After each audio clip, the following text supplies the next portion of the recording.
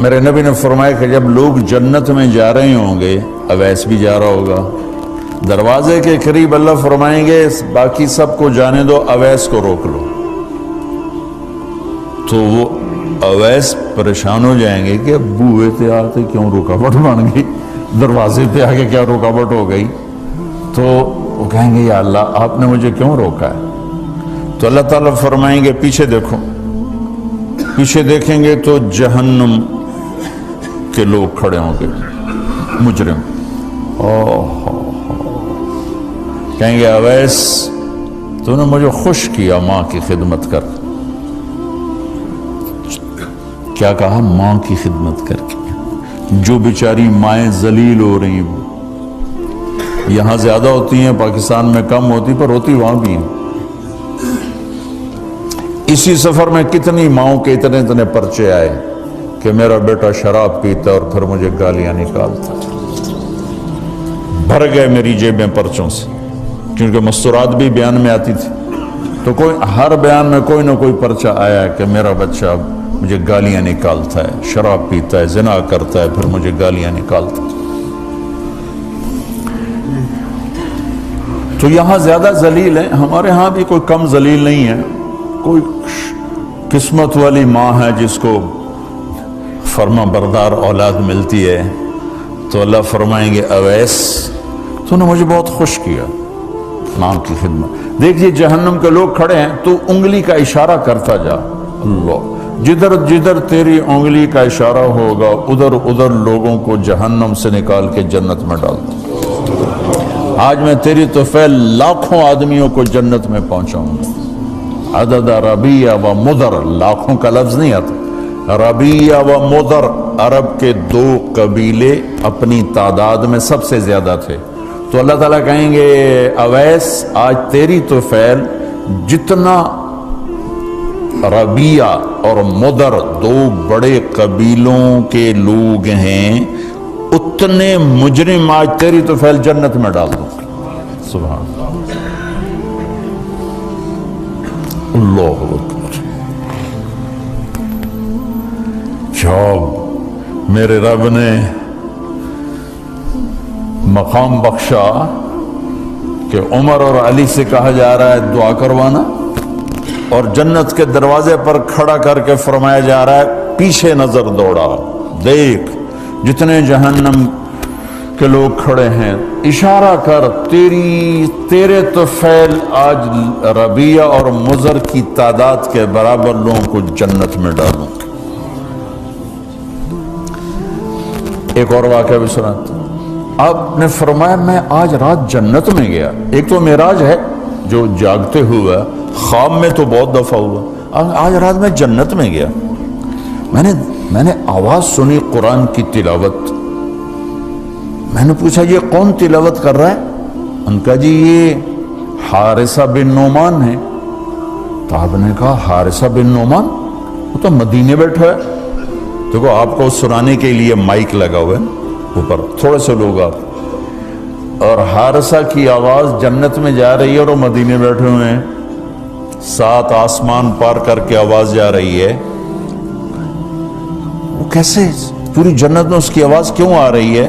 کہ یا رسول اللہ انہوں نے ماں کی ایسی خدمت کی ہے کہ اللہ تعالیٰ نے خوش ہو کر کہا ہے حارثہ جب قرآن پڑھے ساری جنت کو سناؤ، ساری جنت کو سناؤ۔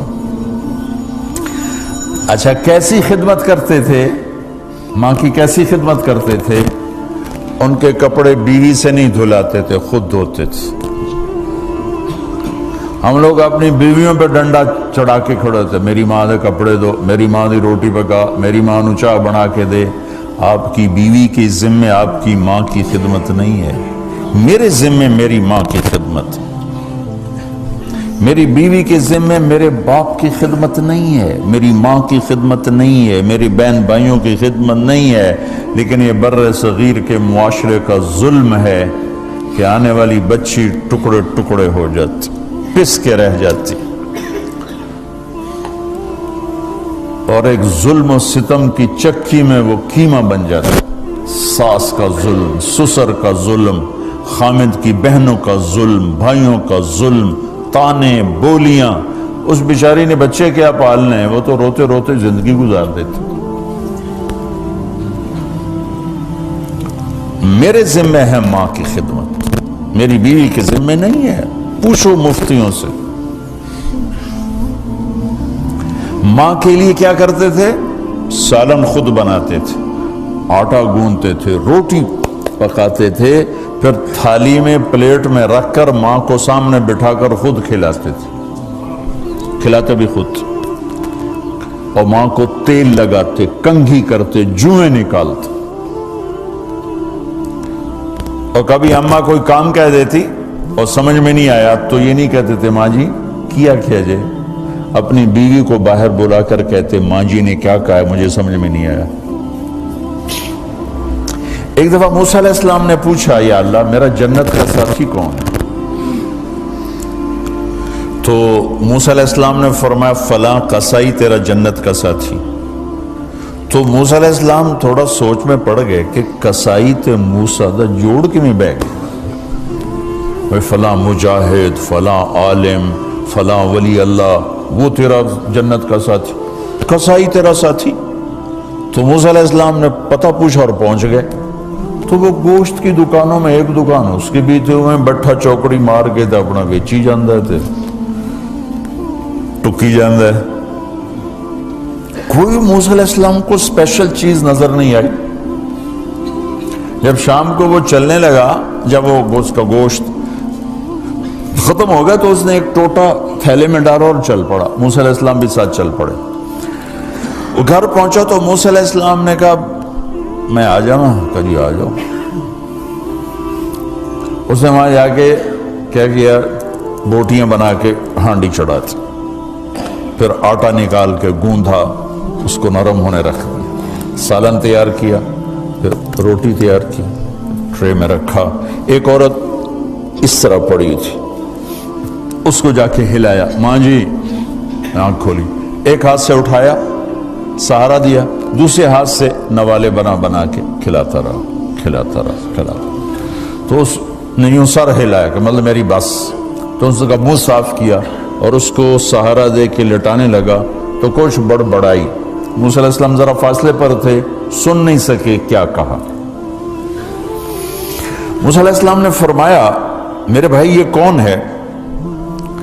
کہا جی میری ماں ہے، اور میں جب صبح جاتا ہوں نا کام پر تو اس کے سارے خدمت کر کے روٹی پانی کھلا پلا پھر میں جاتا ہوں، پھر جب شام کو واپس آتا ہوں تو پہلے میں اس کی یہ خدمت کرتا ہوں۔ بیوی سے نہیں کہا، خود کیا۔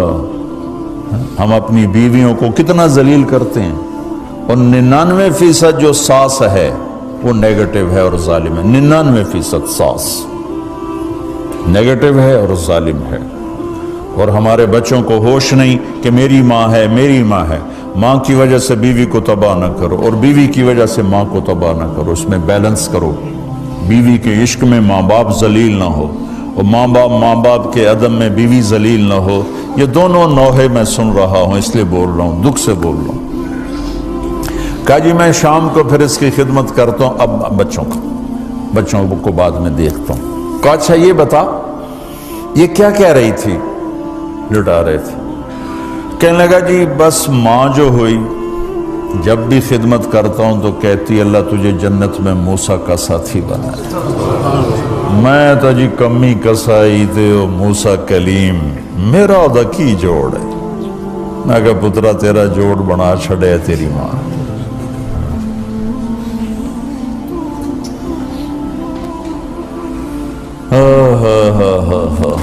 ماں باپ زندہ ہیں دعا لو، فوت ہو گئے ان کی قبروں پہ جایا کرو، وہاں بیٹھ کے قرآن پڑھا کرو۔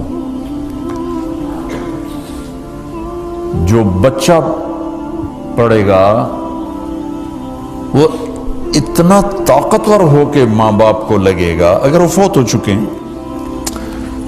زندہ ہیں دعا لو، مر گئے ہیں ان کے لیے